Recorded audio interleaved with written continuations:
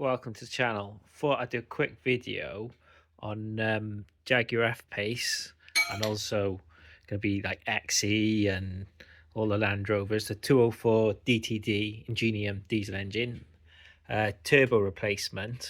There's a few videos on YouTube about that, so I'm not going to go into any of that. So I've got the turbo off, but I've got a replacement cartridge to go in. I haven't seen anything about this, and I've been struggling with it, so I thought I'd show what I'm doing, and then if it works out for the next person that attempts this. So to get it apart, what I did, I took the compressor housing off first so you could get a socket on the bolts, because they're proper dodgy. You've got to work them back and forth, and you don't want to be rounding them off. So to get the compressor housing off, you got that snap ring there. So took that off, and that came out quite easily.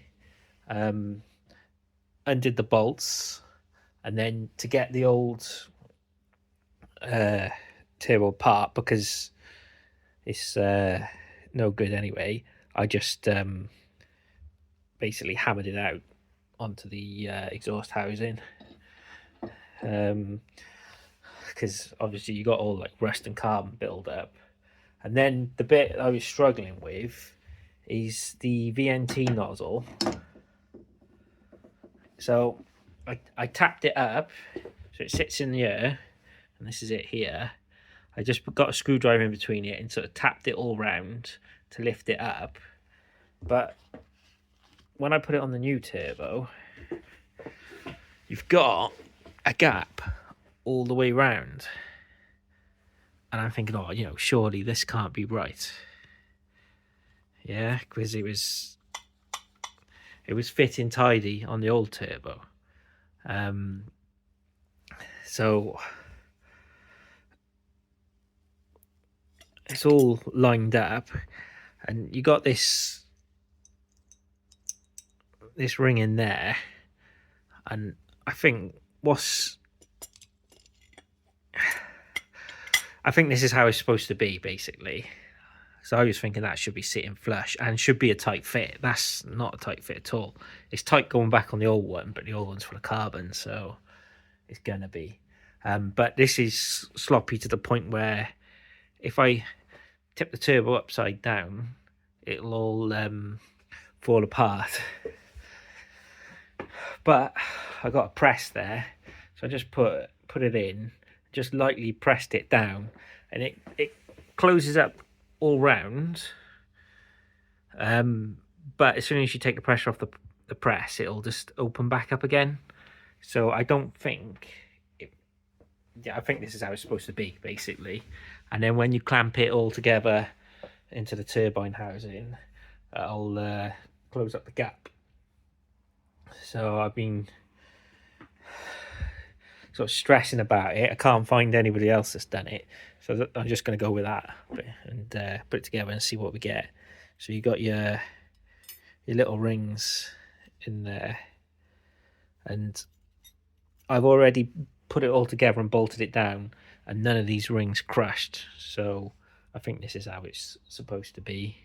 So I'm gonna put it together, do the turbine side first, then I'll put the compressor housing on, and I'll update you if it's good or not. So it's all back together, so that spins fine. Got the range on the things. The only issue is if I press that all the way up, it's touching. I can feel it, but I can't see how I can do anything different, and I think that is probably out of the range of the actuator.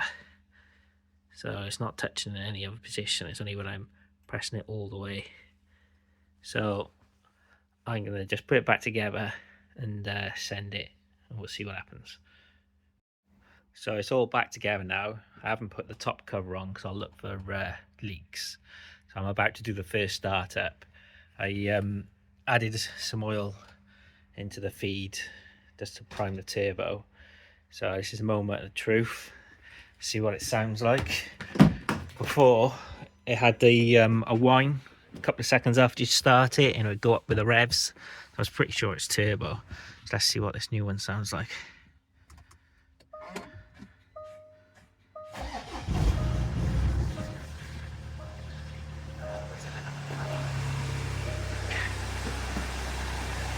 So the whine's gone. So it was a correct diagnosis.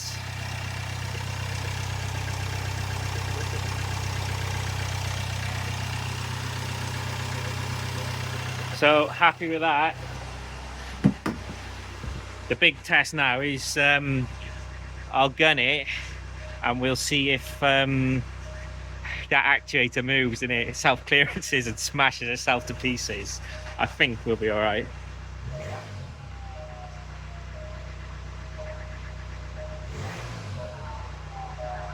Oh, that is the noise.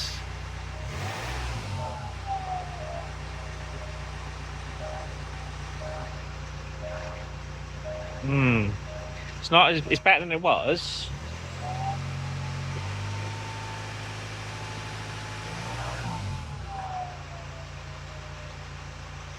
So it's not doing it at idle, but it does when you rev it. Maybe that's just normal.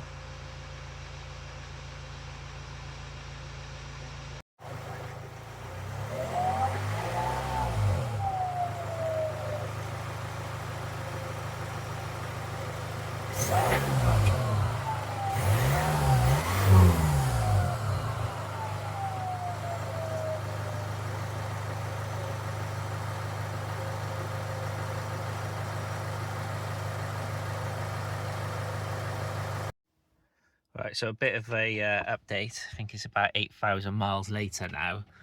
That turbo was just a cheap Chinese core, and it's been fine. I'm not sure if I just got used to that whine or if it's disappeared. One thing I have noticed is the engine seems a little bit louder on startup than it used to be. The chain's not that old, probably about 10k on it.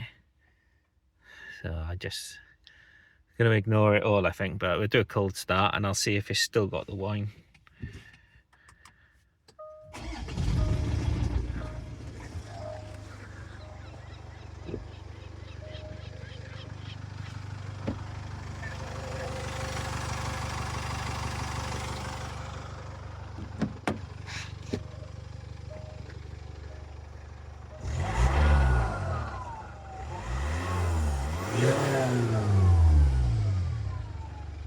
Yeah. So it's still got the whine noise, which was a reason I did change the turbo. The noise is better than it was, but yeah, it's just I'm ignoring it. I'm so done with all the issues of this car. Next stop is going to be scrapyard, to be honest. I had something smashed the pan roof, so I can't be bothered to change that. And then the mileage, 155,000. I think it's lived this life now. So next issue I get, I think it's gonna get carved up for parts. But yeah, it's running good otherwise. I've loved the car.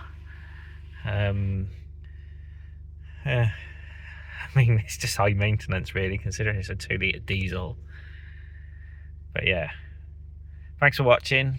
Subscribe for more hopefully interesting stuff in the future.